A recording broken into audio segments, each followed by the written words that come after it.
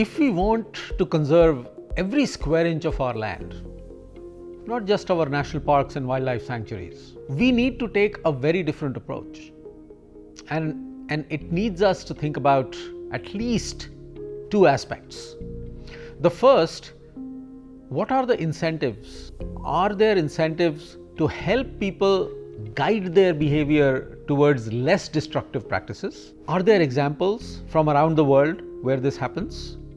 Can we learn from experiences? And the second aspect is the actors.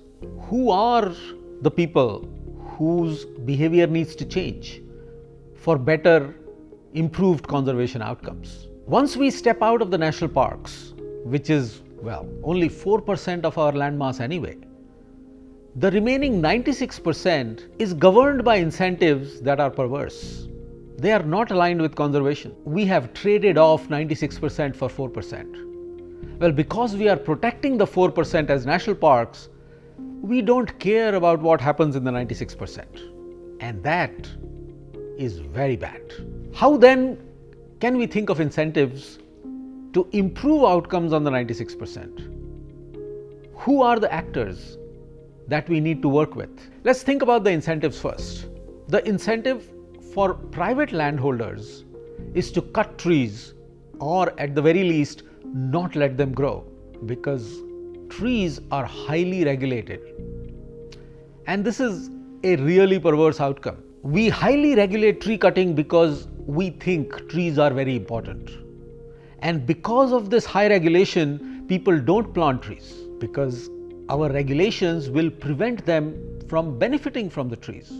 There are a few species that are not regulated, but most others, people have no incentive to protect the trees. They will cut them down at the sapling stage, because if they grow, they will have to go through hell in order to get a permit to cut that tree. That is a really perverse incentive. Because we love trees, we prevent people from cutting them. And because we regulate tree cutting, people don't plant trees. That's not the way to expand conservation from 4% to the remaining 96%. Another perverse incentive is the ways in which our forests are owned and then managed. 23% of India's land is forest. It is controlled by forest departments at the state level. It is the largest landlord in the country. It is, literally the zamindar. And there is just simply no way that a government agency, a forest department, anywhere can manage such a large estate in a way that leads to conservation. 4%, yes. 23%, no way.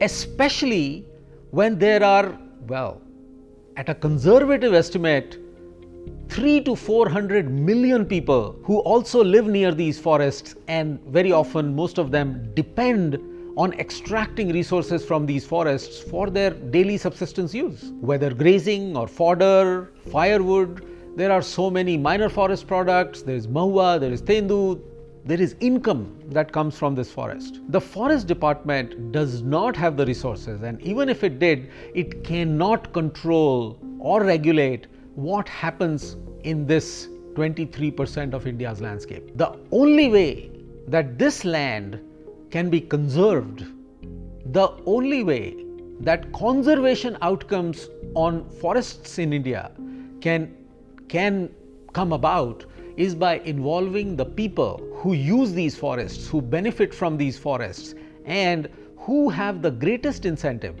to protect these forests if they were guaranteed to benefit from it. If we were to create a system where local communities who also have a library of knowledge about these resources, if we can design a system where these local communities are provided with the incentives, not just on public land like forests, but also on private land, such as deregulation of tree cutting, we will take away a lot of the perversion in the way incentives are structured, in the way that people are literally prevented from improving conservation outcome. We need a new land reform where forests in India are shared between communities and the government, and we can work together to improve conservation outcomes, not just in our national parks,